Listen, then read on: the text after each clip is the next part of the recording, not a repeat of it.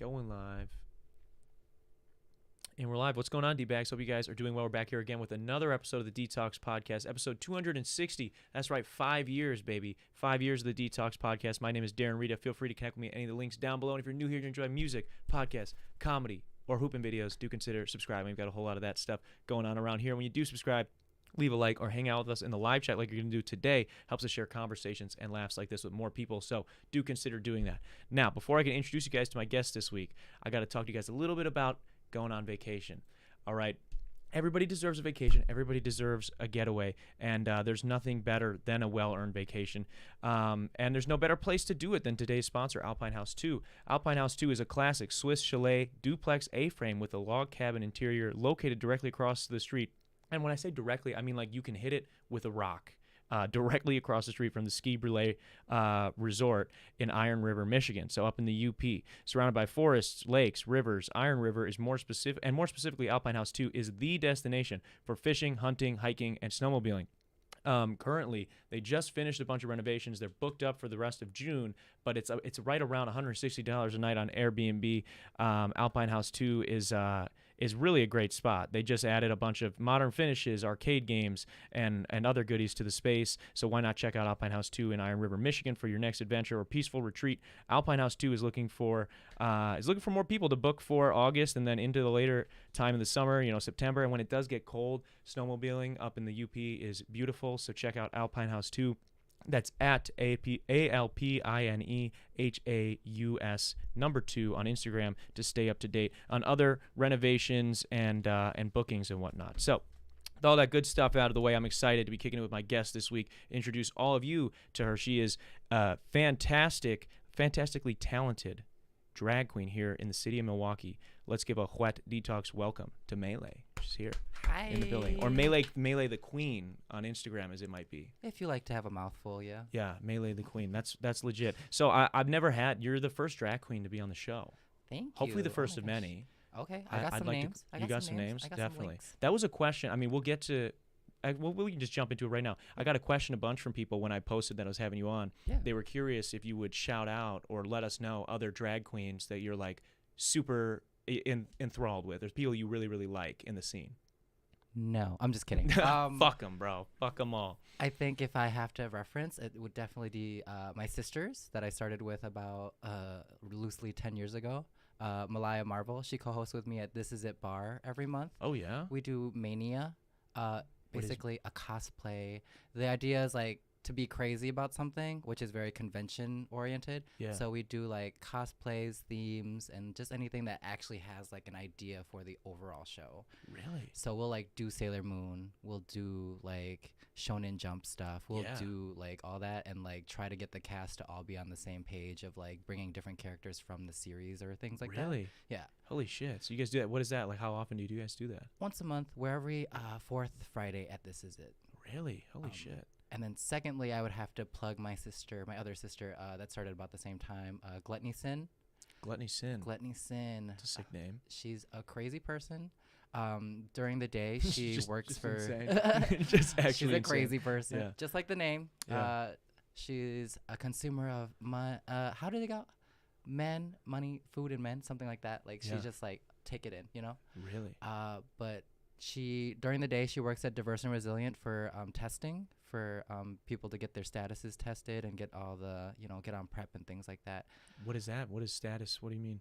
Like get tested to know if you have any STIs. Okay. Like Yeah. So, like, okay, yeah. actually Important giving back stuff. to the community. Yeah. And then by night she entertains the community. So it's like, wow. So those are my two highest recommendations if you're looking for people in Milwaukee. Yeah. Well, and speaking of Milwaukee and specifically yourself, you mentioned This Is It, and I know you perform there quite a bit. Obviously now knowing that you host once a month. Yes. Last night, you guys had a big night at This Is It. Oh yes, we had Safira Cristal from RuPaul's Drag Race, the latest season. She was top 2, and she was able to stop by at This Is It for a show. Yeah. And they let me and Malaya host that, and it was cute. It Holy was so shit. good. Yeah. What is that like for? I mean, as someone who's been doing it a while now, 10, 12 years, what is that like to like? Have you been around a lot of people that have been on RuPaul Drag Race, or like? I'm sure that's gotta be pretty surreal. Every once in a while, I do get to work with a drag race queen, and like every single time, it's always like everyone comes up to me like, "You're next. You're gonna be next." And I've been like, "Okay, y'all been saying this for 10 years, even when I was ugly. So what's the truth?" Ooh. But I'm very much like more so grounded in. I want to make the community better. I want to work in the community. I want to like make it easier for us to be queer here. Yeah. And to get, if I were to ever get on Drag Race, it definitely would be a push for that. Yeah. We've had some legendary queens come from here, like Trixie Mattel, James Mansfield, Jada Essence Hall, and so there's hope. Yeah. There's hope. And doesn't I'm forgive me again my ignorance. Doesn't one of them own This Is It, or didn't someone buy This Is It? Trixie Mattel. Yep. She definitely helped lift us up through COVID. Yeah. I remember watching her videos when we were still wearing masks.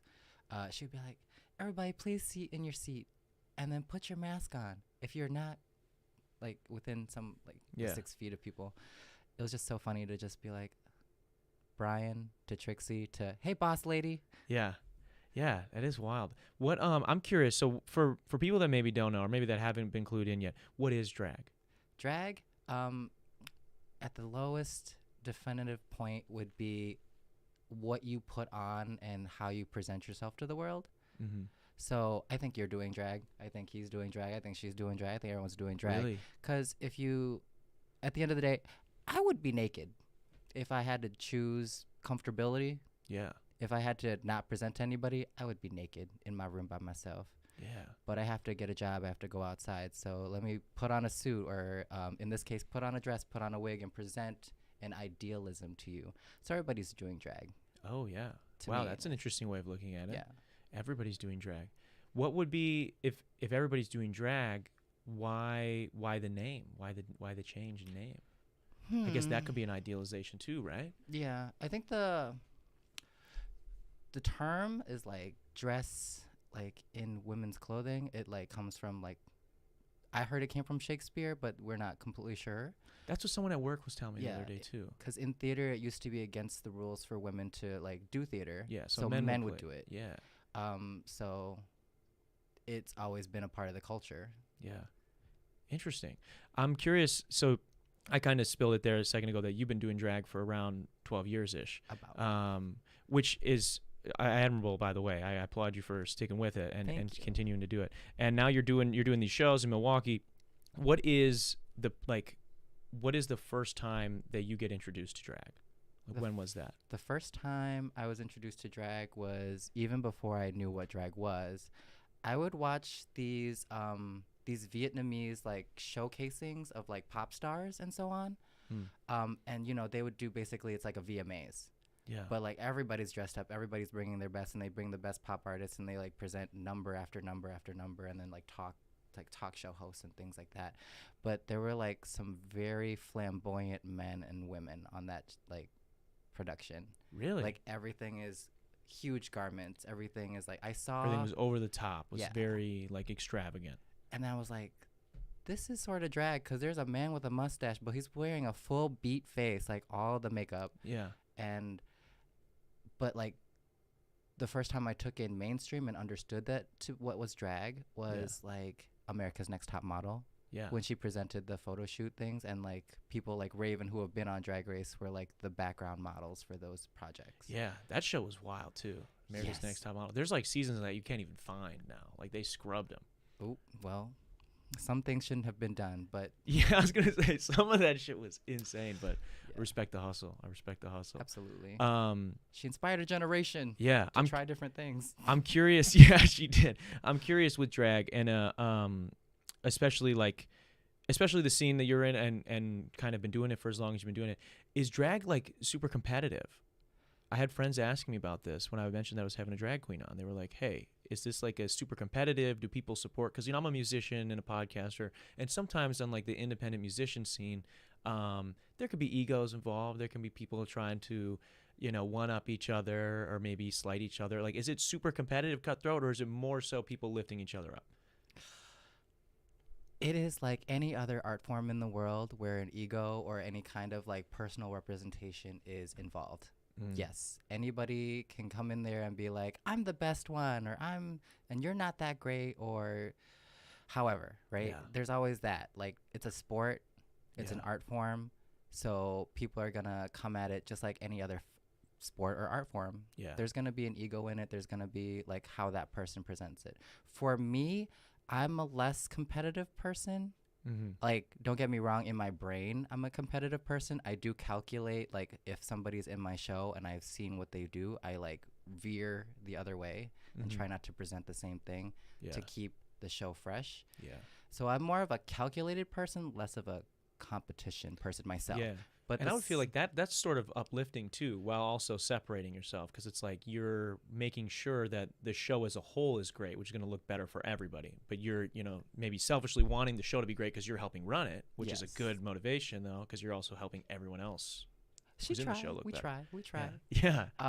Because there's a lot of different types of drag.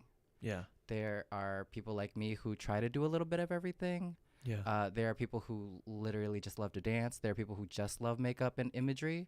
There are people who like present burlesque or sing or do so many different things. And I can't do everything, and not everyone should try to do every single thing. But like, I assume when I book people in my shows that they have their set talent ready, and I try to like veer them towards just be successfully yourself. Yeah. However that is, and look good doing it. How do you put together a successful drag show? What are you looking for? Diversity. Yeah. Diversity is key. First and foremost, I want everyone to feel represented. Yeah. I want to also have somebody that's easy to work with. So, if I present like a theme for Mania, like Sailor Moon, I'm like, okay, I check their Instagram. Do they already do these things? Yeah. Then yes, let's bring them in. If it's more of a challenge, I'm always like, okay, well, we put together group chats to talk about it, what we're doing, so we don't all do the same thing. And if you have any questions, reach out to me and my sister, because we do this monthly. Yeah. That's the responsibility of a host, to make sure that everybody looks good. Yeah, you're curating the show. Yeah. You're curating that experience for people. For someone who's never been to a drag show, right? Let's say someone listening has never been. I've been. Yeah. Okay, so don't give me that look. Don't give me that. For someone who's listening has never been, yes. What should they expect if like a friend of theirs is like, hey, come to this drag show with me? Well, first of all, most likely there will be drinks involved. So if you're cool with that, come out for that. That's what the venue wants. Yeah. That's the part of the energy. And then for a drag show, there are 4 main rules that I stick to. Rule number 1, I need you to clap and make a lot of noise when I present you to a new artist or give you new information. I need you to lose your mind like you're seeing Taylor Swift or Beyonce, because that's the fantasy that we're trying to give you, like a show. Yeah. Right? And rule 2 is tip your entertainer, because it costs a lot of money to look really cheap. Yeah. Oh, yeah, yeah. Okay? Like, things are really accessible now for drag queens like Shein and Fashion Nova. Yeah. But there's always going to be like the artistry of it, how they made it personal, why they're presenting what their song choices and things like that. It takes time and curation and practice and idealization. Yeah. Like, could any pedestrian off the street do this? They could, but with money. Yeah. With money and time. Money and that's time. The thing. Yeah. There's a lot of time involved. Okay, so that's our first 2. Rule number 3, keep your hands and feet inside the ride at all times. Don't touch. Consent. Just like any other entertainer that would like be presenting to you. Like, there are a lot of entertainers that are all crowd based. Like, they like to interact with the crowd, and that's the jam. They want you to sing along. They want you to, if they present like a stripper, let's say, then they want you to, give them a larger bill and then touch them. Yeah. And then rule number 4 to a drag show, literally we're just there to have fun. Yeah. We say things that are to entertain you. Yeah. Like, I point out the rules to like try to veer everyone in the same direction. Sort of gives people context, right? It's like someone going to a comedy show and then immediately being offended, right? It's Absolutely, like you're there to laugh. Yeah. And at a drag show, I'm there to experience drag. So if I'm not in the mindset to do that, don't go. Yeah. That's cool. That's really cool. What's been like? So what was your first drag show? My first drag show? Yeah. Wasn't fully a show yet. I met all my sisters at the UW Milwaukee drag show. They used to do an annual drag show. Really? The year that I first entered, they had auditions. Oh, okay. And so it was just like a panel of people that were in the LGBTQ center that were help organizing, and then all the entertainers that would want to be a part. And some of them had been a part before, and some of them were fresh, like me, Gluttony, and Malaya, first years. Yeah. And so they just try you out. and there's a curve for people who are students like me, Gluttony, Malaya. Yeah. They're like automatically in, and then the people who are professional. Yeah. I remember saying hi to my drag my drag mom, Kalia Nicole Devereaux, for the first time, and they were so like friendly and nice and like yeah. And then later on, she told me, she's like, I didn't know who the hell you were and why you were saying hi to me, but Yeah. I was putting on the drag face and saying hi. So Yeah. that was the first experience. What's a drag show, or what's a tryout look for a drag show or competition or something like that? You ever seen Pitch Perfect? I haven't, No. and I feel like you're gonna be upset with me about that. Rightfully so, maybe. Yeah. My girlfriend really wants to watch it. It's terrible, but good in the right way. Like Okay. like Glee. Have you seen Glee? I have parts of Glee. Good. Okay. Clips? There's a Yeah, as long as we have a base. a little bit. So basically, any competition or anything, there's an audition, like for theater, for ballet, for anything. Yeah. It's just a viewing of like what you can possibly do. Yeah. Well, what did you do in your tryout? 'Cause that's what I'm curious about. I know What what did a I do? tryout is. I've Okay. tried out for a basketball team. I've tried out for plays. Did you and make stuff it? Like, yeah, I played in college. Okay, work. So, I see it for you. but so yeah, I hope so. But so like I know how a tryout works. Yeah. But what is specifically are you doing that you're presenting? So most drag artists lip sync other people's music. Mm. My first trial was regrettably, but not too regrettably, to Taylor Swift's Blank Space. Oh, okay.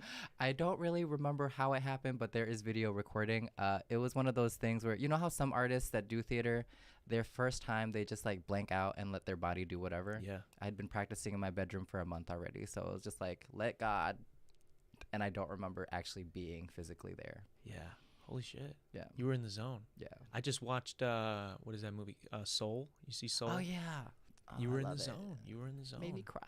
Yeah, I cried. Yeah, I cried like a bitch yesterday. It's not good. Okay, so you were lip syncing some Taylor Swift. Yes. Who are the artists that are inspiring you right now? Right now? Because Taylor Swift, then who's inspiring you now? I guess if you were gonna lip sync to some drag. Right now, I would say that the people in Milwaukee know me best for Ariana Grande. Oh, Because okay. I love a good high pony. Yeah. I'm a skinny girl. We have Yeah. about the same bone structure. Yeah. What like- songs do you like first? Right now, I'm really into We Can't Be Friends. Okay, is that off the new one? Yeah, it's off the new one. Okay, I haven't listened to the new album yet. You have to listen to it. Okay. You have to be ready to be depressed Oh. and like go through the journey because it's Yeah. about her breakup and finding her new man and stuff. Oh yeah, 'cause she's with that new guy, right? That was Yeah. pretty controversial. People were. SpongeBob? Yeah. Yeah. We already make the joke. We all Yeah. love SpongeBob, right? Yeah, I love SpongeBob. Who doesn't love SpongeBob? Yeah. But yeah, with that grain of salt, I don't know nothing about that really. I just be like listening to the music. I was Yeah. like, I needed this too because I went through a breakup recently. Yeah. So I was just like, this album is for me. And every single life phase I've had, she released an album. So I was like, Really? cute. Thank You Next. You got any bit of that in there? I really actually didn't quite think that one fit into the album. No. And I love a good reference, right? And it's Mhm. definitely referencing Gaga, who is referencing Madonna, who's doing what's the song? Express Yourself and How's it go? Sing it. that's Lip why sync it. I lip sync. Lip sync it. I lip sync. Okay. Okay. It's very Gaga, Born This Way. It's very Yeah. Madonna. But you weren't a Vogue. fan. You weren't a fan of it though. You weren't. I'm not vibing. a fan. I just know what it's for, and Mm. so as a queer person, we have a lot of that. Yeah. And I like her slow ballads. I'm a mid-tempo girl actually. Yeah. Like I like sultry and I like to be able to like hear the words and have a movement to it. And Thank You Next is very much a Oh, yeah. anything, any movement will fit as long as you're on the beat kind Yeah. of thing. And the words are cute and I like the message very much, but Yeah. I got it from Gaga already. I got it from Madonna already. I was like, do I need another one referencing that? Yes, we Yeah. do. We do need it, but do I need it personally? Okay, maybe yeah, maybe that works. That works. What's the hardest part about putting on a drag show? People. People. What about them? Just organization. You might not believe, but I'm not really a huge people personality person. I'm more introverted. And the reason I do drag is to be involved in the community because I didn't see another way of me like presenting myself. Yeah. I was like, so what I can do is I'm a nobody. So what I can do is show up and be a clown for you and show you that I can dance, show you that I can do fashion, show you that I can do makeup, and maybe one day some people, my friends, will come to me. Like they'll find me. Yeah. So you were kind of putting out the energy that you hope to receive. Yeah. I was hoping to find more creative. I have found more creative like friends in the community and like working with them like so. Yeah. But before that I was like, don't go out, don't really drink. I don't drink now. Yeah. So it's like I'll take a shot here and there when it's a good time, but what are we taking shots of if it's a good time? I'm a sweets girl. If it tastes like alcohol, I don't want it. So I'll like throw a cherry bomb back. Oh yeah. Rum chata is like okay. Hell yeah. It's like anything that's super Wisconsin. Anything that avoids actually tasting like alcohol. Yeah. That's smart. Yeah. Except for until you have too much and then you stand up and you're like, oh shit. Yeah, there was alcohol in there. I think I drew my limit at 6. I'll usually be on the floor if it's any more than that, like shots wise. That's fair. Yeah. I'd say that's good. Drink before a show. If a future drag queen's listening to this and they're like nervous to go on stage, they're nervous to perform, and they're like, oh, I want to take a shot. What do you recommend? Do it, don't do it. To be honest, I've heard a lot of queens that they do like to drink before the show. I don't recommend any more than like 1 or 2. Yeah. If you're good with drinking, 1 or 2. Get wasted after the show, girl. Yeah. Make sure you do your job first. It's still a job. Yeah, that's the same. I'm the same way with like when I talk to musicians and stuff. I have friends that like get so fucked up before a performance, and I'm like, where's the joy in that? Yeah, like first off, like you don't even at a certain point you're not going to be in control anymore. And me as a control freak, maybe I'm just projecting, but I'm like I couldn't have that. No. But even let's just say like people a lot of times they're paying good money to come see us, to come see you perform. Would you want to let them down? Like, would you want to see someone that can't even play the right notes and whatnot? Have you watched The Star Is Born? No, I haven't. Wow. I know this movie. It's on the list. Y'all got to comment on this. Get him to watch all these things. What is happening? I'm trying to set up a movie night. We're gonna see what's going on. Why is Star Is Born? Have you not seen any iteration? Right. Well, spoiler alert. He has an alcohol issue, right? Yes. Yeah. And it just. He's an entertainer. He brought her in because he saw that she was talented. She starts to raise the level, and he can't seem to not be jealous, so he starts drinking more. It's just a very windy road when you have an addiction attached to your art form. Yeah, because I think that's the thing, especially in any type of, like we were mentioning before, any type of art form is competitive, is inherently competitive, especially in today's society where it's like you're trying to, just get a foot in a door. You're trying to make something of yourself, and any art form really, it's sort of an exponential growth curve where it's like you make no money, you make nothing, you're nobody, and then all of a sudden, things start happening for you, and doors do start opening, and so it is this toxic thing where like you just feel like you're worthless for the longest time. So if you have this addictive personality, also, and you're gonna cope with negative things, that's not helpful. As a person who is addicted to being told I'm bad, and then like. Trying to prove them wrong, that's my addiction. Really? Like trying to prove people wrong. Wow. Yeah. Like where's that come from? Let's get into my parents, the trauma. Growing up Vietnamese, growing up Chinese, growing up with immigrant parents and not being an immigrant myself, I only knew half the struggle. So it's always like fear-based. Yeah. Fear-based lessons, like you don't trust other people because they'll try to undermine you. Yeah. They will think that you're other until you prove them otherwise. Wow, yeah. Like they had to stand in line with the food stamp coupons, and they would be told to stand off to the side because they didn't speak the language. Yeah. Or couldn't apply it correctly or whatever. Yeah. And so they taught me that people will do that to you. And I'm like, okay, never talk to people. Yeah. But I put the mask on and then I go out.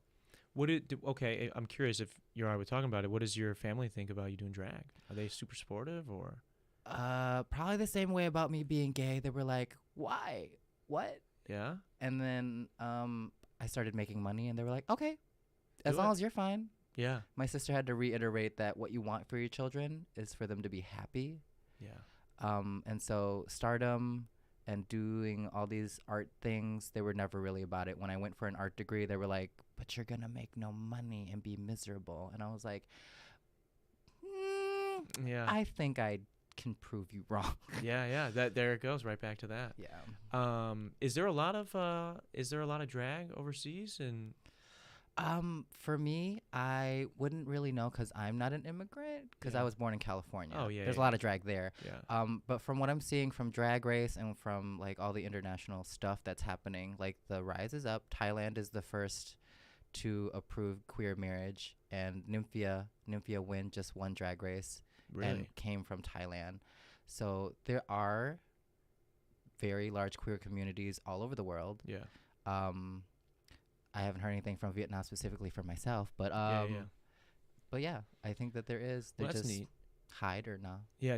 Were they like? Did they really get it when you were kind of getting into it? Did they like understand it? Because I know I have my family's from Poland, so my mom's family's from Poland. So she's like first generation here. So I know like even when I'm doing music and stuff, having to explain like, yeah, I'm doing like hip hop music. I'm doing like there's sort of a disconnect sometimes. Yeah. So was there like a disconnect of like, what are you even talking about? Like, what is this? I think there was a point in college where my mom and dad were just kind of like, he's gonna do his own thing regardless, and we just have to be here to support him. When I first started drag, it was more like imagery based, like doing projects for school and then turning it in and then showing my portfolio. What does a project look like for school? Well, it was theater makeup. So they would send an assignment. They'd be like, so you have to do something from a decade, like a makeup style from a decade, or like a monster makeup from this or that. Bring your own inspiration in comparative art forms. Yeah. And like then you take a picture, you do the makeup, you take a picture and like figure out the costuming for it. And so you take images of process, write it down, do a little like stencil of what you think you're doing, because I was a beginner back then. I was using Ben Nye and the things that came in the pre-packed part of the class, which nowadays would have not have worked for theater. Like I don't think that stuff was the best, but now we've moved on to like high expensive makeup. But yeah, basically it was just like any school project. You just turn it in with a portfolio, you take imagery of your work. Yeah. So I'm curious, like you mentioned, you know, getting in, starting with like cheaper stuff, working your way up to now you're using better stuff. How much does it cost to like get into drag? Because it seems like from outside perspective looking in, because I know a lot of what I hear is like you're making your own costumes. Obviously, you're doing your own makeup. You're prepping your own sets and stuff like that. Throwing your own shows in your case, right? Yes. How is it an expensive thing to get into? Very expensive thing to get into. Like I said, it's very expensive to look this cheap.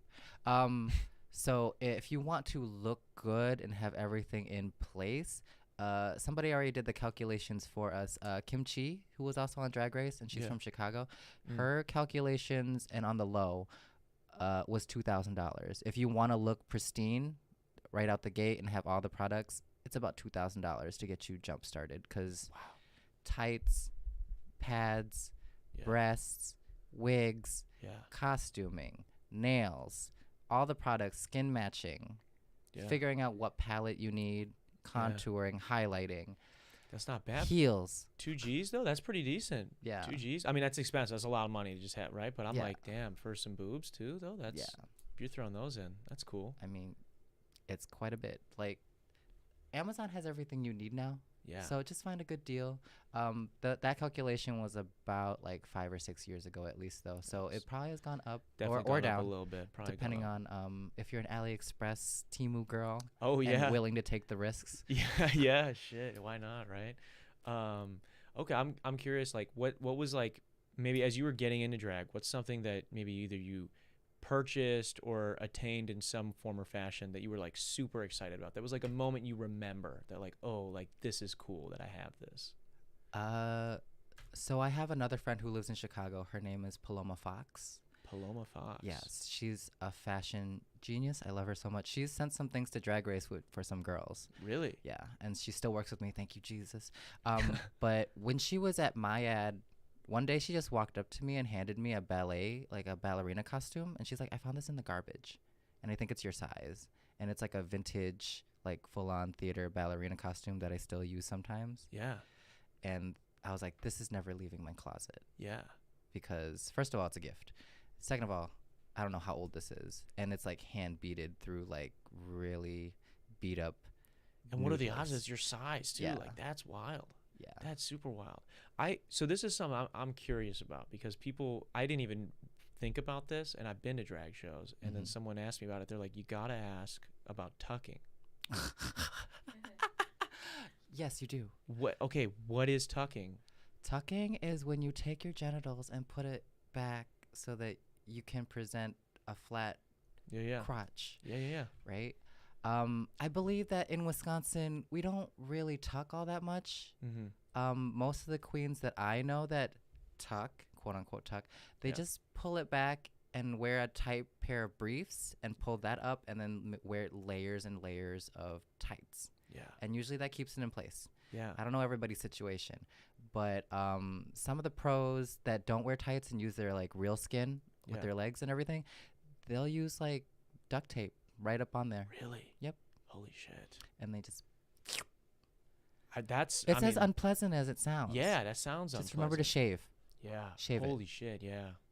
That's what I was thinking. I mean, like, you know, we've all grown up, and you know, you get a boner in class or something like that during school, and like I was thinking, I'm like, as I was looking into tucking, I'm like, maybe if I had been tucking throughout high school, like I would have been able to hide some more. You know, like you have a boner, and the teacher's like, Darren, your turn to present. And you're like, it's like the J. Cole song. You're like, don't make me stand up, please. And you're sitting there like, fuck, do I do?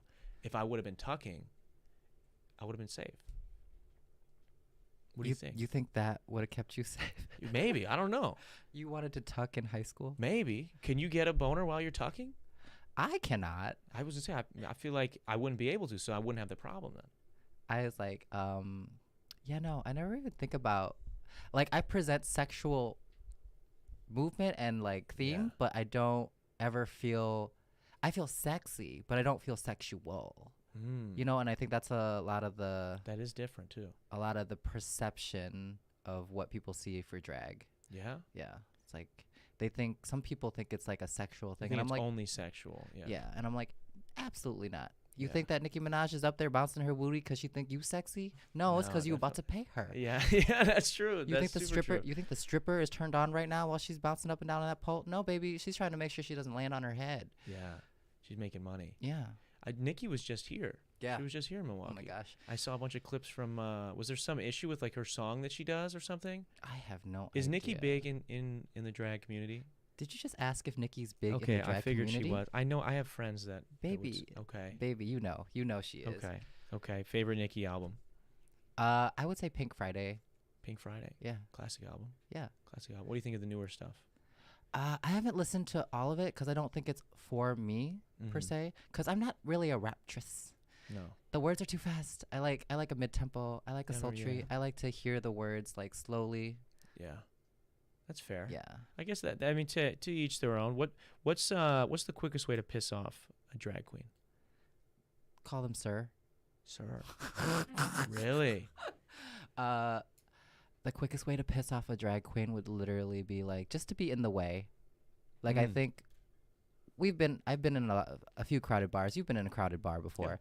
And it's just like, you know, this person like put in all this effort. You're like, if you see them, you say, excuse me, and then you move yourself. Don't make contact without saying, excuse me. It's just a human decency thing. People just shoulder checking drag queens? I mean, it happens. That's fucked up. It's kind of crazy. Yeah. I was like, if you take any of my makeup off, I'm going to be... I say, you got to fight back, right? I'm not fighting anybody in drag. No, no, that's fair. No. That's fair. I bet some people would probably pay for that, to get beat up by drag queens. Ooh. Some people might be into that. If the money's right, I'll sign up for it. As long as I'm not in danger. That's all I'm saying. People want to know, have you ever had any type of sponsorships? Sponsorships? Like, in drag? Or define sponsorship. Because I think everyone that comes out to the show and gives me $1 is a sponsor. Technically, yeah, I guess so. Any brands ever work with you or like in collaboration with any of the shows you've done? Or I guess aside from probably the venue that you're working with. Yeah, besides that, directly, no. I literally used to work in food service until I'm a landlord now. So I like don't really per se ask for sponsorship because I see it as it's my art form. I should put my work into it, and if you find it valuable for your community, pay me more. Yeah.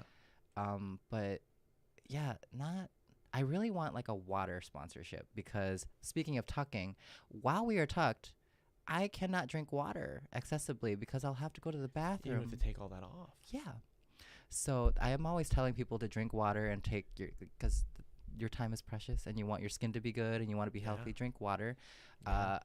I try not to be too vocal about it, but I'm kind of an anti-alcoholic person. But working in venues and bars, I can't say that. Yeah, I was gonna say, and two, we're in Wisconsin. Like half the state has a DUI. So a couple of them usually. And no license. Amazing. Yeah. I'm the same way. So I don't drink, and I'm a big water person too. Probably annoyingly so. Good. How much water you drink a day? You think?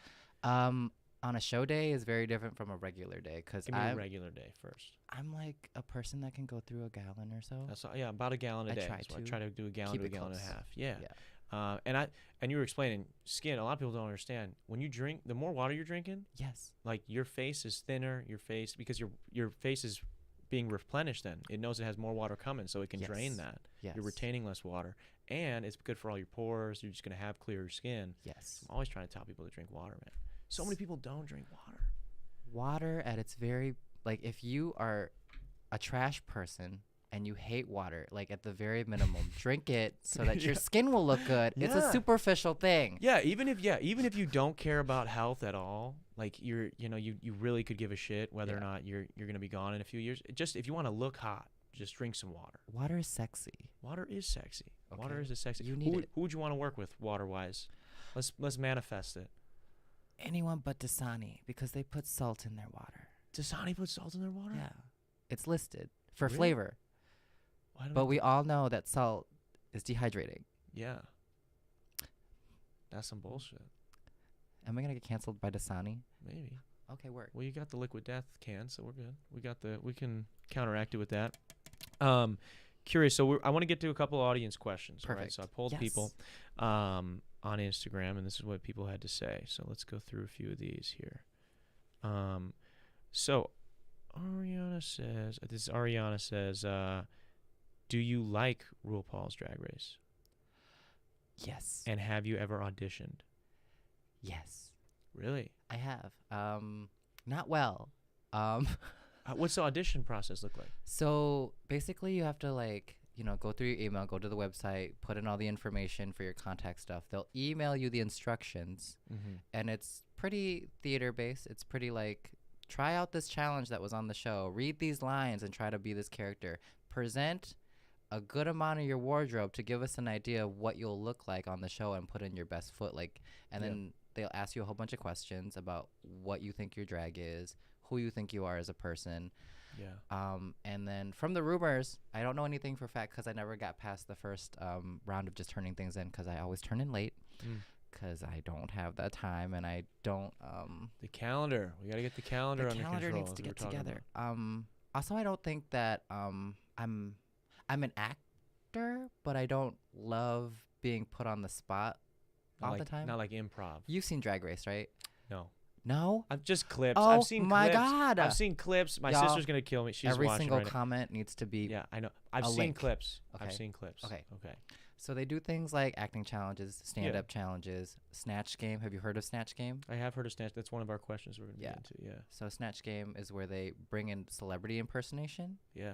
And they try to answer the questions stupidly or entertain with the idea that you're supposed to be a parody of this person, not the person. Yeah. And I hate that. Oh, you couldn't. That would be tough. That is a lot of improv right there. I don't pay enough attention to pop culture life. I just take the art as what it is because at the end of the day, I'm not one of those prying kind of people. Yeah. I'm okay, this is the song. I like the song. I don't really look up the person unless the person gets canceled for doing something really Who's someone? Someone came to your mind.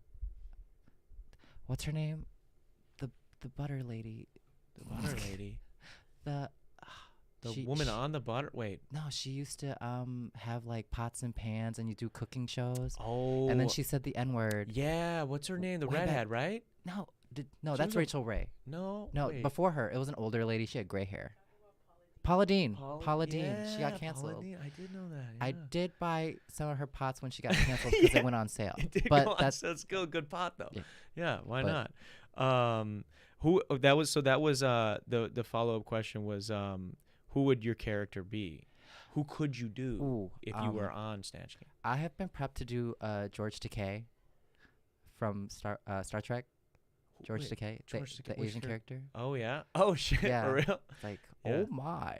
Yeah. Just a lot of that. Just a lot of that. I'm not very like Star That would be Trek-y cool myself. though. Or What if you did like I could see like Star Trek because they Yeah. have kind of iconic imagery too with like the Yeah. design of the clothing. The and whatnot. problem with that is that RuPaul would be on my ass because he loves Star Trek and all of that decade of like Oh shit. queer bullshit that So- was happening that we didn't know about. Yeah. So that would be really tough. You'd have to do that exceedingly well. Yeah, you'd have to like pay attention. Like I think I have like a character basis of how unimpressed he would be with people, Yeah. and at the same time gay, because he like was at the forefront. George Takei was like at the forefront when schools were telling you couldn't say the word gay. Yeah. He was like, you could just say you are Takei. Yeah. Yeah. And I was like, gay. I Yeah. love that. Who are some other characters you think are definitely gay that we just never said were gay in pop culture? Like I recently watched Lord of the Rings for the first time, and Frodo and Sam are definitely gay. You just saw Lord of the Rings for the first time. Last year, I'm a huge Star Wars nerd. I watched Star Wars, but everyone was like, "Oh, Lord of the Rings is just as good." I'm like, I don't know. I thought I don't wasn't know. doing pop culture, I but you're not doing pop I'm doing culture. a lot. Okay, we're just we're You're on just my own. working. Yeah. I live. I'm getting better at it. They're definitely gay. Oh, there's some queerisms. Like those guys are gay together. There's at least a drunken night. I think the actors said they specifically went in to play it like they were gay. But why would you taking jobs away from queer people? That's true. I guess that's true. I mean, outright gay people. But Yeah. But I mean, maybe they weren't going to give it to a queer person. So they're like, you know what? We're going to put this in the movie as allies. We're going to put this in the movie. So it's there guess forever. we're at a different point in time now. So it's just like, if it's gay, give it to a gay. Yeah. Well, who's someone else you think maybe was gay that people don't know is gay in pop culture? In film, TV. He played the mom in the recent Hairspray. There's a recent Hairspray? Well, the more recent Hairspray. Oh, okay. The one like in the... He was in full drag. He took the part that Divine used to play. What's his name? Pull it up. Oh my God. Jamie, pull that up. What's his name? We'll find it. See, we'll I'm find really it right bad here. at pop culture too. I know the movie, the actor. John Travolta. John Travolta? Gave me gay. Yeah. It's giving gay. Grease? He's definitely a little Giving gay. Yeah. gay. I Yeah. love it so much. Yeah. At least we reference him when we're talking about it. But Yeah. his hair was just really well done. Like, not to disqualify any metrosexuals out there, but Yeah. I feel like Travolta could have been on our team. You think so? Yeah. You think maybe in the right circumstances we could have? He's in Yeah. Hollywood. There's Yeah. a lot of acting involved. Yeah, that's true. That's Have true. you ever, you have Netflix? Yeah. There's a series called Hollywood. Okay. Watch it. Okay. It's very queer. It's Hollywood. yeah, Hollywood. Writing it down.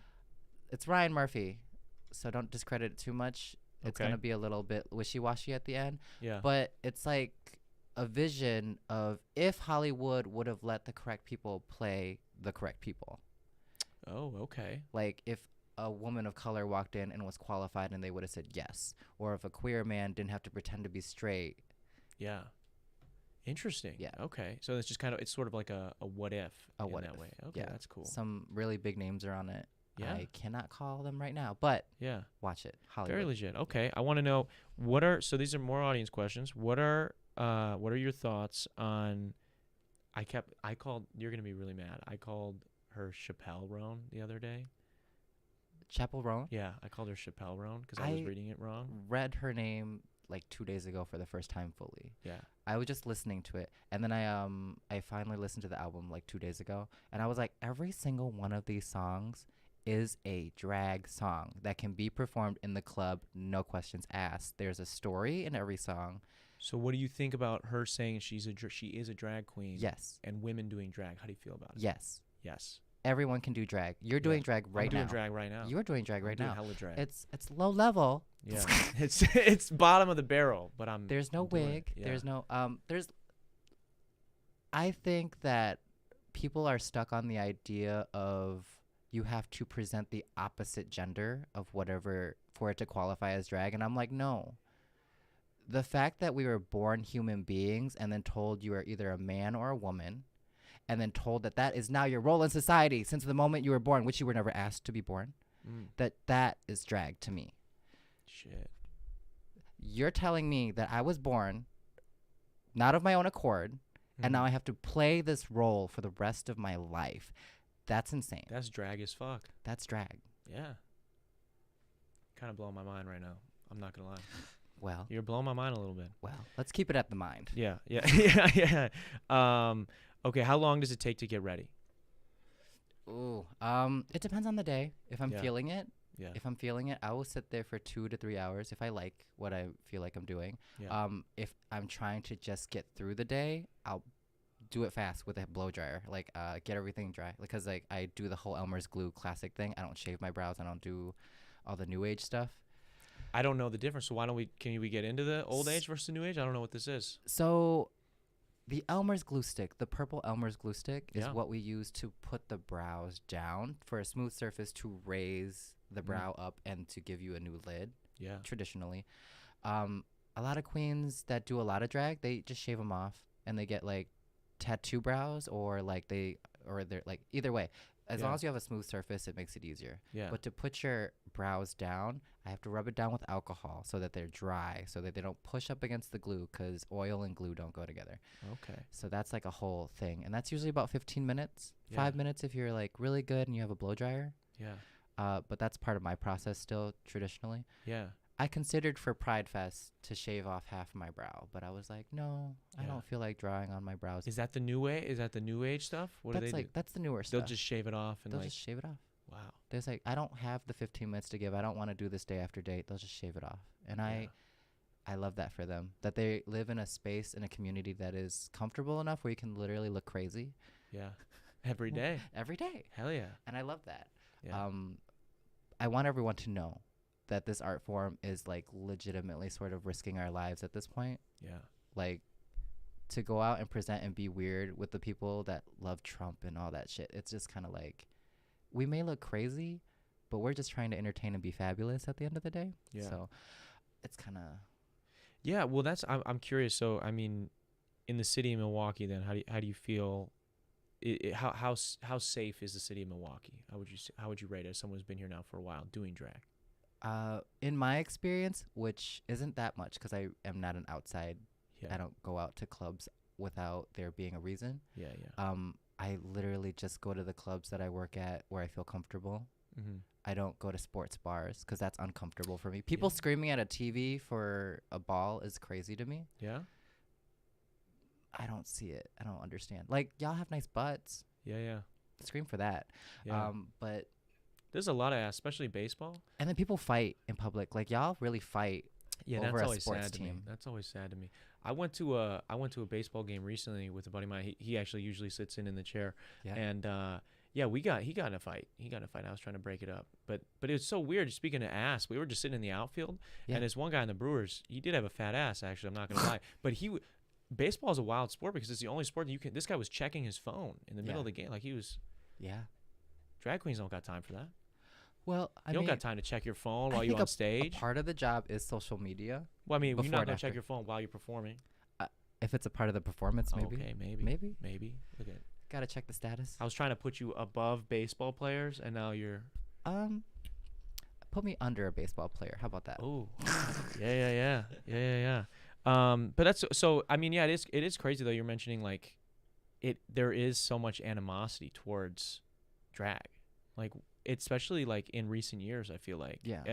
I feel like it's sort of this double-edged thing where it's like it definitely has become more popular. It definitely has Yes. become more mainstream. Thank you, RuPaul's Drag Race. Yeah. Yeah. And it's definitely become more of a conversation, but with it being a conversation, more people being aware of it, you have this other section of people that are very upset by it, are very angry about it. Yes.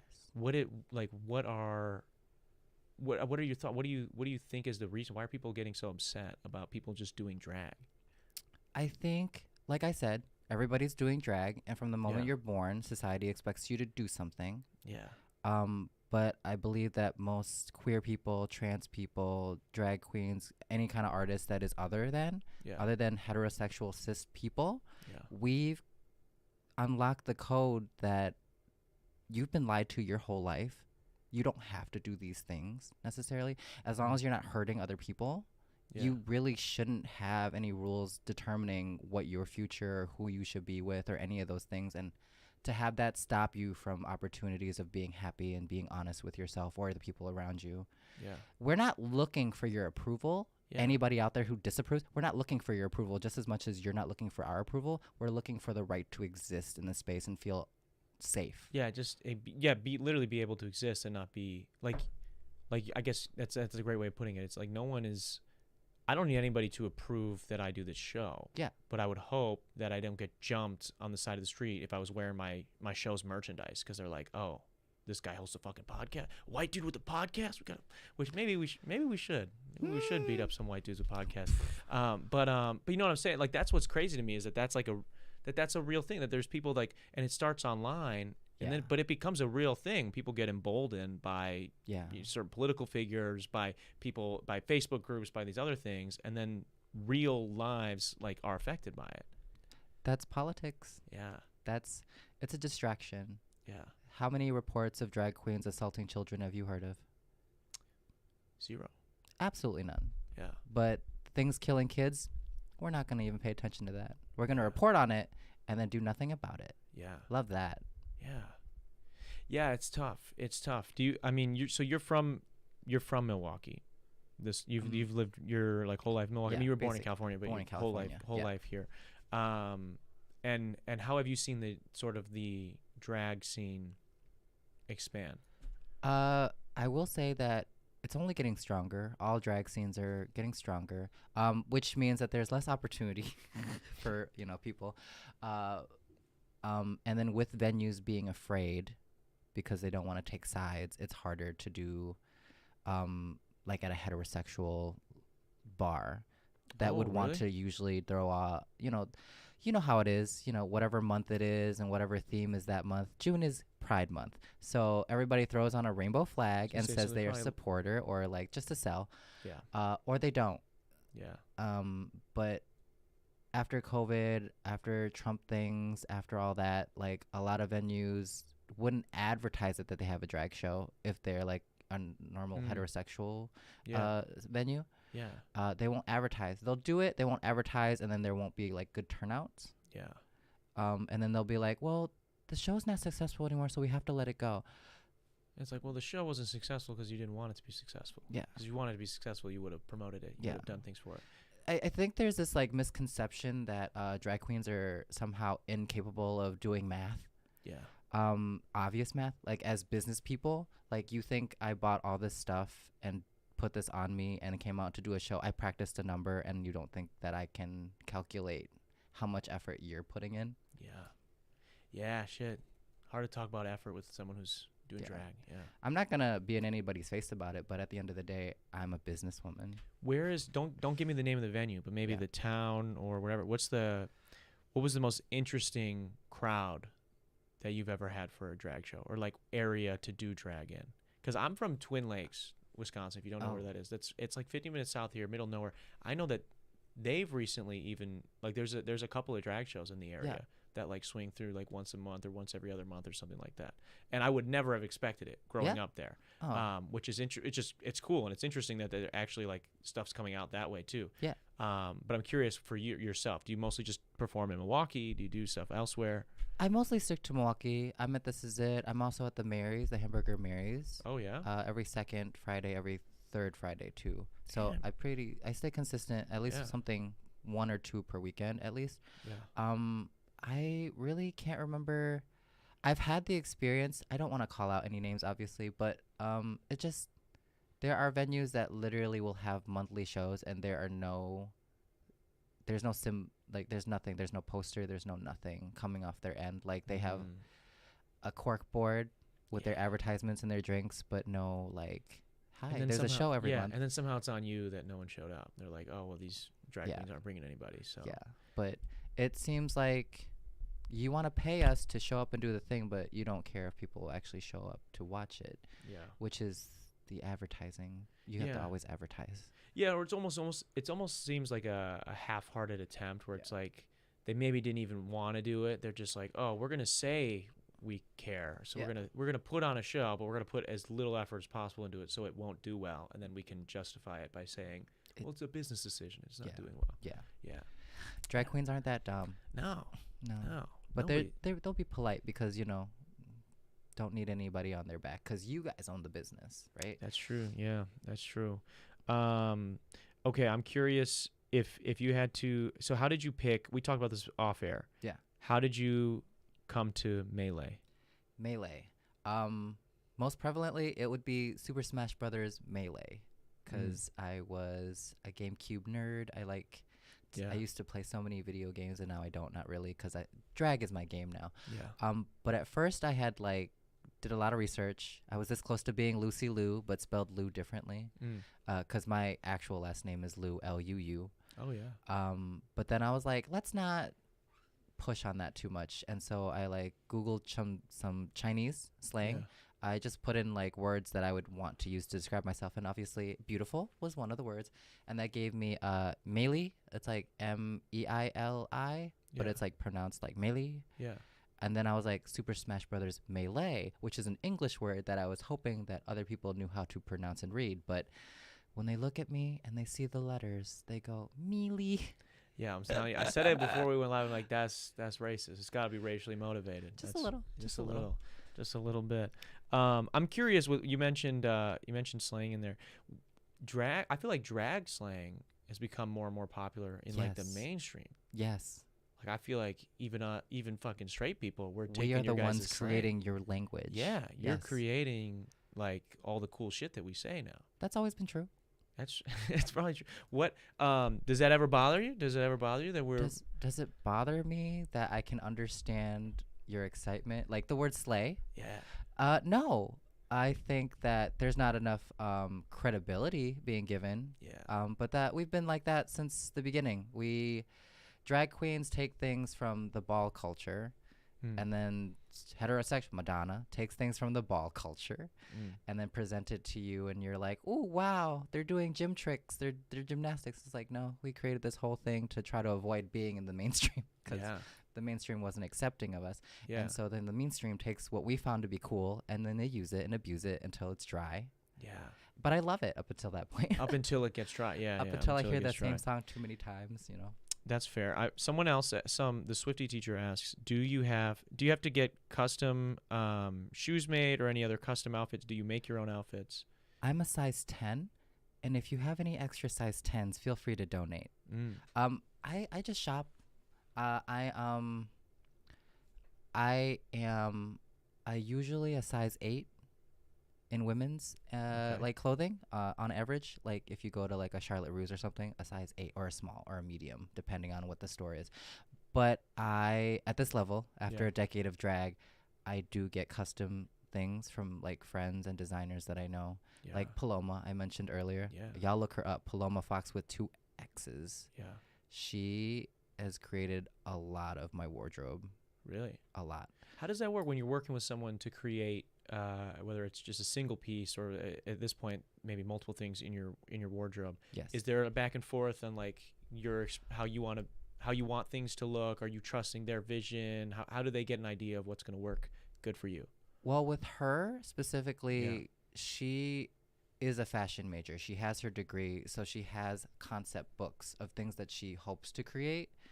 And then she works with a lot of other entertainers, so they'll come with ideas, and then she'll try to figure out how to make it personal to that person herself, or what she would want to see.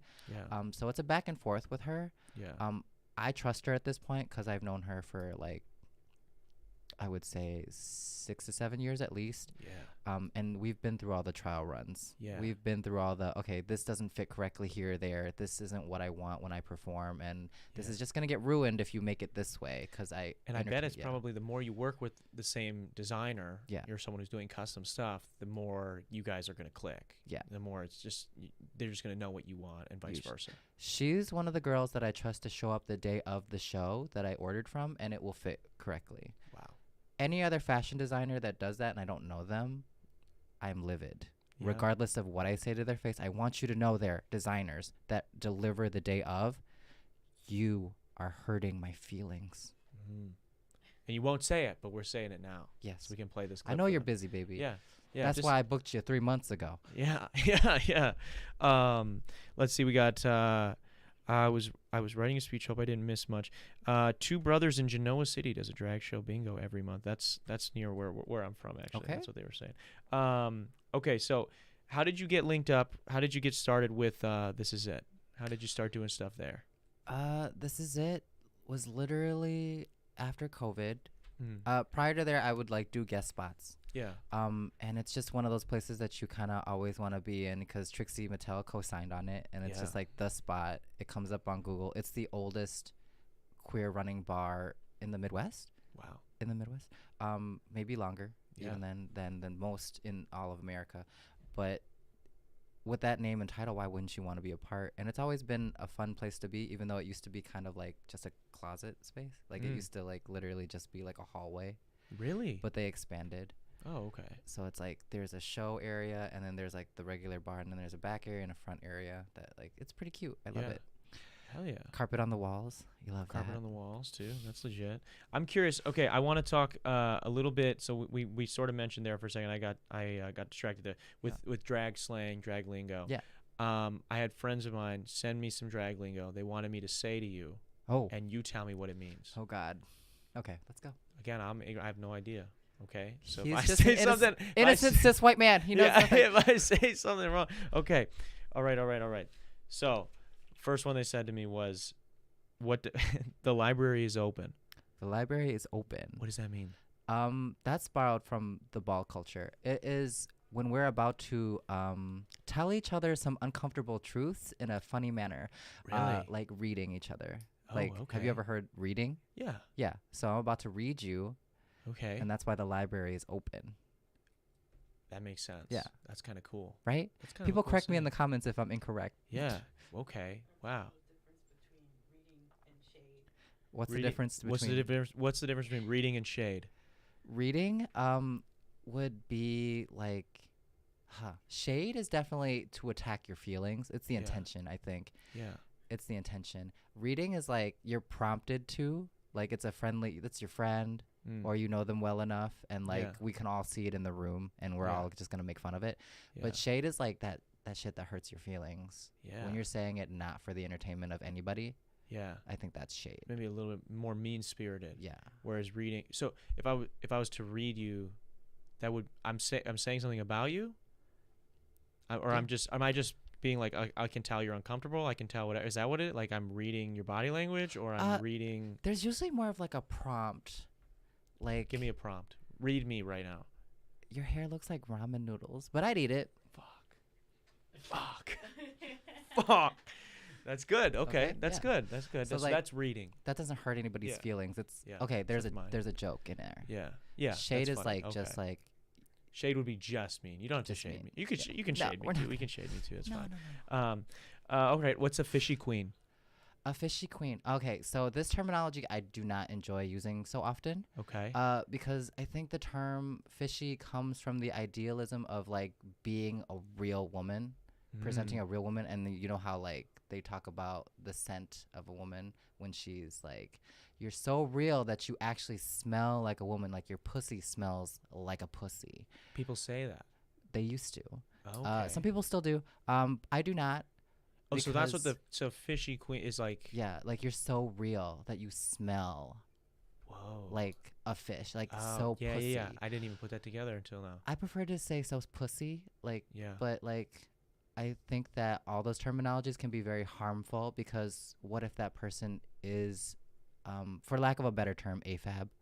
Yeah. For, like, what is AFAB? Like assigned female at birth performer.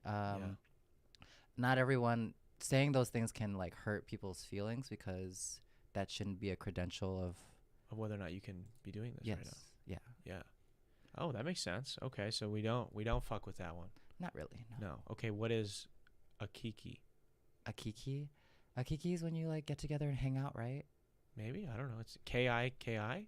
K-I-K. Yeah, that's one's like you're just hanging out, you're chilling, you're having a good time. Oh, okay. A kiki. Yeah. So we're doing a kiki right now. We're doing a kiki right now. Ooh.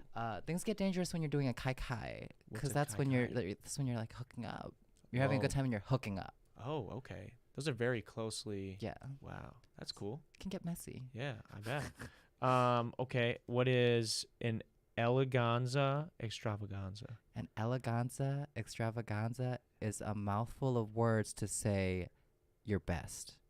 Really? Yeah. Okay. What are some other drag slang that I don't know? You know slay. I know Slay. Everybody knows Slay Everybody now. knows Slay. Yeah. Another T. T. That's you guys too, right? Like the truth. Yeah. The truth. You're like spilling the tea. Yeah. Like you sit down, have some. Yeah. Maybe I'm familiar literal with tea. the Yeah. tea. Yeah. I'm familiar with the tea. Yeah. Mothering. Yeah. What is mothering? Because I hear this one a lot. Mothering is when you just like know that person is the one. Like that person is doing it. Whatever they're supposed to doing, that's it. That's the. I feel like you've been mothering this podcast right now. Oh, babes. Yeah. Well, yes, I love talking. Yeah. I think you've been, so that's okay. So that's mothering. Yeah. What is a drag mother? Is that a different thing? A drag mother is a different thing because anyone can be mothering if they're good at what they do. Yeah. A drag mom is someone who took the responsibility as to like lend help to your career or to like take responsibility for like partially help put you put on. Like, yeah. Oh, okay. That's a part of the reason why I don't usually use a last name because I don't really want to be a direct drag mother. I'm a drag auntie. I'm a drag auntie. I can help you from the sidelines. You can ask me for advice and I'll message you. I'll send you links to things that I think will help you. Yeah. But directly using my name, I don't appreciate or love that energy. So if I was to have a drag mother, yes, I would take part of their name. You can. You know, like anybody who wants to become an artist, you can either link yourself to the name or you can be like, okay, this person's my mentor. Yeah. Is that something that I would imagine would require the consent of the person drag mother? I would hope so. Right? Because like if you start posting about like, it, what if and I they're just like, I've never tomorrow, met you. I was just like, I don't know what the first part of my name would be, but then something Melee. Yeah. The queen. And I just came out. I was like, yo, she mothered me. I'm out here. I've had some interesting experiences being in the drag scene and having strangers come up to me. Really? Come up to me and be like, will you be my drag mom? Really? Will you be my drag mom? And I've asked some people to be my drag children. Unfortunately, those experiences didn't last because we were not friends prior to deciding that was a good idea. Yeah. And I think that's kind of the key element to a drag mother-daughter kind of vibe. You have to respect them enough to be friends, to spend the time, to care for them. Yeah. It's a big responsibility, right? It's a whole nother person under your belt. Yeah. That is attached to your career name. Yeah. Yeah, that can be, there's a lot of trust in that. Yeah. You know, that's the same way, like if you were to do, actually, no, there's really not an equivalent to that in a lot of other arts. It's like saying you're affiliated to a business and they just do whatever and never like talk to you about. Yeah. That's like if I started a boy band. Yeah. And then one of them, like, I'd have to trust everybody that they're not going to do any fuck shit, that they're not going to do, because they represent me as well. Yeah. You know? Yeah. Wow. Yeah, that's crazy. I didn't even know that. I didn't know that was a thing. I do have lots of drag family, but I draw the line of you are my sister, I am your auntie. We are that distance apart. I am not directly your mother because I'm not done with my stuff ever. Yeah. What is you mentioned, so obviously, like you mentioned that like you've had strangers come up to you and be like, "Oh, will you be my drag mom?" Yeah. What's sort of been maybe the weirdest interaction you've had, either like during, or post a show? I think that all interactions are strange. You said you're not really a people person. Yeah. Minus doing this. Yeah, I'm just. It's when they walk up to you and then fill you full of compliments, which I love. Yes, I do get that. I love. But then they'll like draw it out and like have a full conversation about why they're there. And like, I love it when it's like their first drag show. I love those moments. I say, thank you for coming. I hope you enjoyed yourself. That is the baseline of, I've been in food service for 16 years of my life, so I can handle that level. Yeah. It's when I've been queer this long, but I just came out of the closet and I don't know what I'm doing with my life. And they start dumping. They start dumping. It doesn't happen to me too often. Do you get DMs like that too? Yeah. I get DMs like that. The DMs I don't mind, because that's like, you sent me the paragraph. I know this means a lot to you, and I'm going to reply and try to help you. Oh, yeah. I've had a lot of parents message me about like what they should do or try to help their kids. And I'm like, this is a resource center that I know of. Please message them. This is a call line that you can use as a resource. These are the people. Like, I'm more of a human resource person. Like, you'll plug them, you'll put them on the right resources, right? Yeah. And that's great. Do you ever have it where they keep going? I've had it where sometimes people will keep going. Like, they'll ask, going. Like they'll use like a daily kind of. they'll use sort of like kind of how you were describing, where it's like it starts out as like, oh my god, I really love this song, or I really love your show, Yeah. or whatever, and it's like, oh, thank you, whatever, and you get through that, Yeah. and then it's like, oh, and by the way, like, I just started this thing, and my grandpa's in the hospital, and this is going on, and it's like, whoa, I'm like, that's super, and you be super respectful, Yes. you respond, you get through it, and then it's like, then the next day you get a message that's like another book, and I'm like, holy shit, I didn't know I subscribed to this newsletter. Yeah. And I it mean, gets scary. I kind of live for those moguls who are like legitimately believing that we're suddenly gonna work together or something like that, or like be besties. Yeah. But I know nothing about them other than what they tell me, and you know nothing about me other than what I post. Like, it's kind of strange. I think after COVID, especially with the disconnect of people in general, like there was a whole generation of people that could not drink when COVID started, and then they were suddenly allowed into bars after COVID started. Yeah. And the culture, and they couldn't get jobs. Yeah. So they're just like little youngins running around the bar, and I'm just like, who are these people? Yeah. Why don't they understand, and why are they acting this way? And I was like, oh yeah, you were cut off from people for 2 years before you even got to experience what this was supposed to be, sort of like. And now you're just thrown into it. Now you're just able to. Yeah. So like that's why we open up drag rules. That's why we open up bar rules. That's why we talk about what's happening before the show starts. That's smart. And stuff. But yeah, people will dump. People will be like, this is my first time ever. And I'm like, okay, comfort zone. Yes, you could tell me these things. Yeah. But just know that I don't have any intention of using this information or retaining it. Yeah. Unless we actually become friends. Yeah. And like, if I haven't sat down with you and ate a meal or talked shit or watched a movie with you, we are not technically friends. You know me. Yeah. You know me. And now that you told me all those things, I know you exist. And that's what I know of you. Not what your favorite color is, but that you're traumatized. Yeah. That's all I know. I know just what you've told me today. So yeah. It's interesting. It's interesting, that dynamic. I'm curious, what else should people know about drag, or maybe more specifically about drag shows? If they're curious, I know we're almost to the end of Pride Month, but people are going to be still going to drag shows year round. Yes, as they should. And hopefully they are. And then even when next Pride Month comes around and it's a busy season again, what should people know? What should people know? What should people be looking for? The people you see celebrating are human beings, and they are allowed this amount of time to celebrate who they are. Mm-hmm. And if you're not one of these people and you feel comfortable 365 days out of the year, if you feel comfortable, that is not for you. Those things are not for you, and you should be supporting all through the year. Like, what is the reason that we have to have a limited amount of time to celebrate who we are? I think that's silly. It's kind of crazy. Yeah.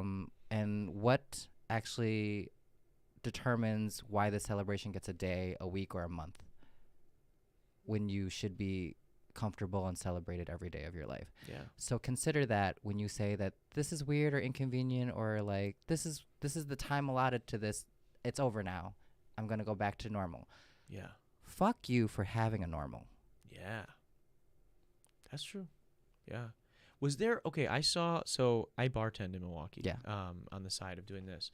And I saw what looked like, I don't know if they were Mormons or if they were, I'm trying to think what else they could have been, or like straight up Amish people, because they had like, they had like the Bo Peep stuff on. Drag. Right? No, well, they were going to like protest essentially Pride Month. And I saw them like walking with like giant like crucifixes and shit. And I'm like, this kind of crazy. Do people really do that in Milwaukee? People come. Oh yes. That's just silly. People have so much time on their hands. That's what I'm saying, bro. That's what the same thing. Like while they're living their illusion, they have so much time prepped to attack other people's lifestyle. Yeah. We don't show up to your farm and tell you how to milk your cow. Yeah. Or ask you to come out of your house. If you don't like a drag show, if you don't like something, usually you just don't talk about it or go anywhere near it or present it to your children. Yeah. That's what you have control over. Your family, your shit. Yeah. Not that you should control your children, because one day they will hate you. Yeah. And that's how this kind of like ends up happening. Like, people don't feel safe in their own house. They escape it and then become exactly what their parents told them not to be, because they weren't allowed to be themselves. So I think at the end of the day, people are going to do what they want to do. yeah. And so it's like, if you trying to make somebody repress that or hide things from them, right? That's what, like, the big talking point is like, oh, we don't want kids to see drag. We don't want kids to see gay people existing, all these things. I made a joke on this podcast a while back where it's like, you could strap me to a chair and like try to brainwash me. I could watch every gay porno ever made. Okay. I'm still going to come out liking chicks. Clockwork right? Orange. That's what I'm saying. Like, style, yeah. Like, it's not going to affect me, right? I think it's so weird that some people think, like, they're so afraid of it that they might like it. Yeah. And I know that's like dumbing the argument down, but it's like, it's weird. It's like, what amount of, if all media for up until this point has been only heterosexual, which it has not been. But you know what I'm saying? But like a lot of like mainstream stuff, right? Yeah. With their argument, they're like, oh, we can't have two people kiss in this new Star Wars movie because that's going to tell kids the wrong thing. Then kids are going to turn gay. The wrong thing. That's what they're saying, you know? And it's stupid to me because it's like, okay, use your own logic. Every film ever before that was, you know, a regular mainstream film is man and woman kissing, and yet they're still, how do the gay people exist then? How do people exist that feel that way if they're watching the same media you're watching? Yeah. Like, it doesn't make sense. It doesn't. That's not how that works. Yeah. And then people will ask, like, there was a whole generation where there weren't queer people. They'll say that. But they forget about the AIDS epidemic. They forget about how many people they let die because they wouldn't even admit that these people were queer and needed help. Like, and if you were queer and you got AIDS, that you were the F slur and that you deserved it. Yeah. And they let a whole generation of people die. Yeah. And now we found the medications that make sure that we, like, well, and how sad, like, I don't know, man. It's just like, how sad to be, I don't know, there was a generations of people that just, they were still gay. There were still gay people. There were still people. We're talking about the same culture that comes from slavery and, like, openly knowing that we decided that a whole race of people were not people. Yeah. We decided that. Not me, but not you, but, like, the past. So coming from that, nothing surprises me. We enslaved any minority that we could. This, like, America comes from slavery. Yeah. And we're trying to hold back on teaching them true history. Yeah. As if social media didn't happen, as if we aren't all connected by Google. Yeah. But everything is generated to feed you whatever you already know. So it's kind of crazy to me that we can be like the genocide that's happening in Palestine right now. It's like, we're just gonna not look. Yeah. Apparently. Well, and even it's interesting. That's sort of big. People are speculating that that's another part of why, like, the U.S. wants to get rid of TikTok so bad, is because they don't want us to be distracted with the terrors. Well, they don't want us to be able to distribute information like that, and people to be able to actually report on it because they can't control all of that. Be wary of anything that wants to withhold information. The fact that they want to withhold information, the fact that they don't want to tell you, they don't want to show you the things that are live recorded around the world. They don't want you to know. Yeah. Why would someone not want me to know the truth? Yeah. To spare my feelings or to keep me attached to this idea of drag that they have set for me? Yeah. I think on that note, what else we got to get to today before we wrap?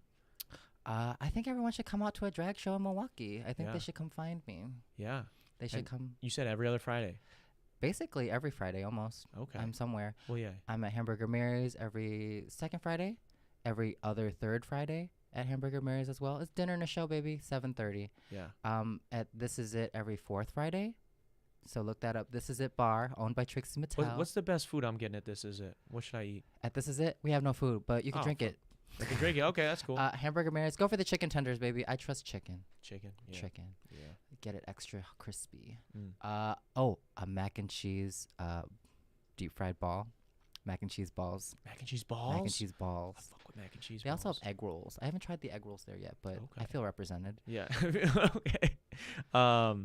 Okay, so I really appreciate you taking the time to be on the show. I appreciate you dealing with my questions and whatnot. Oh, yes. Is there any last thing before I end the show today that you want to let the people know? Anything you want to plug or let people know before it's over? I would love to plug myself. I need everyone to find me on social media at Melee the Queen. That's spelt Melee, the Queen. If you don't know how to spell the Queen, we have other problems. Yeah, we do have other issues. Yes. Yeah. Well, I appreciate you making the time. I appreciate everybody who tuned in tonight live. I appreciate those that will be listening days after over on Spotify or here on YouTube. Want to say a quick shout out to our patrons. They'll be up on the screen right now. If you guys are interested in getting behind the scenes access to extra podcasts, extra videos, as well as a series where I break down how I mix, master, write, record every single one of my songs, go to patreon.com/Darren Rita. You can help support the channel for as little as $1. Also want to say a quick shout out to Alpine House 2 for sponsoring another episode of the show. And real quick before we wrap, I was told to ask if I had to have a drag name. Yes. Based off this conversation, based off the short time we spent together, where should I go? Where should I lean? What's your favorite sport? Basketball. You have any pets in your life? I just had one. He just passed recently. Yeah. What was her name? His name was Lil Brat. Or Lil Chub. He was a chubby fat cat. Yeah. I'd take that name in honor. You could be Lil Chub. I could be Lil Chub. That'd be cool. That would be crazy, actually. Yeah. That would go crazy. Hey, not to plug her too much, but my sister, Gluttony Sin. Yeah. We've had some incidences, and she has earned the name of Little Meat Spin. Little Meat Spin. Little Meat Spin. Wow. Little Meat Spin so I think is Lil crazy. Chub. I think Little Chub Lil Chub would fit right in. You can assume what happened. Yeah, but, I can. Awesome. Well, I really thank you again. Thanks for being on the show. I appreciate it. Thank you so much for having me. Of course. And I will. Oh yeah. By the way, Coco just put it in the chat there. This is the 5-year anniversary today. It's episode 260. Happy anniversary. Yes. Yeah. 5 years of doing the podcast every single day. I did have a couple people message me stuff about that. I can't remember. I won't get to all of them. I saw one that I wanted to respond to earlier today. Taya asked 5 years ago, where did you see yourself being, and being 5 years from, and then 5 years from today, where do you see this going? I'll tell you, I figured it'd be a lot more successful than it is. But we're okay, and I think I'll be 30 in 5 years, so that'll be crazy. That's crazy. Yeah. I'm 32. 32? Yeah. Okay. I'm getting there. I'm working my way up. Yeah. I didn't think I'd be doing podcasts or hosting Milwaukee Pride within the 10 years, because a lot of drag queens told me it took way longer back then. Really? Yeah. Okay, but I know I've already wrapped the show, but I want to keep going. Actually, Okay. I'm curious. How long typically for someone to like feel like they've made it or like gotten a prominent role in the scene like you have? Legitimately, I've talked to people who've been in the gig for like 30 years or more, and they still don't have the credentials that I've been able to get. Wow. It's just lucky. Yeah. The generational luck of like Well, I feel like it's probably opportunity meets hard work, right? Like Yeah. you're putting in the work, you're putting in the time, you're learning these things, and then yeah. there is a little bit of that luck, the opportunity. That like, you know, when you're reading, like when the library is open, you have to be able to like accessibly like understand what your management wants versus what all your coworkers are doing, and hit it before there's a mistake. Yeah. I tend to try to be that person. Excellent. Like before this person fucks up, before this situation happens, because we ran into it so often. Yeah. I like to be that person that's like, if I'm holding the mic, then I look bad if something stupid happens. Yeah. Right? So I avert. So you do everything you can to try to. Most of my job is just averting crisis. Yeah. That works, and that'll get you to where you're at. Well, again, thank you for being on the show. Thank you everybody for listening. I will see you guys again next week. Peace.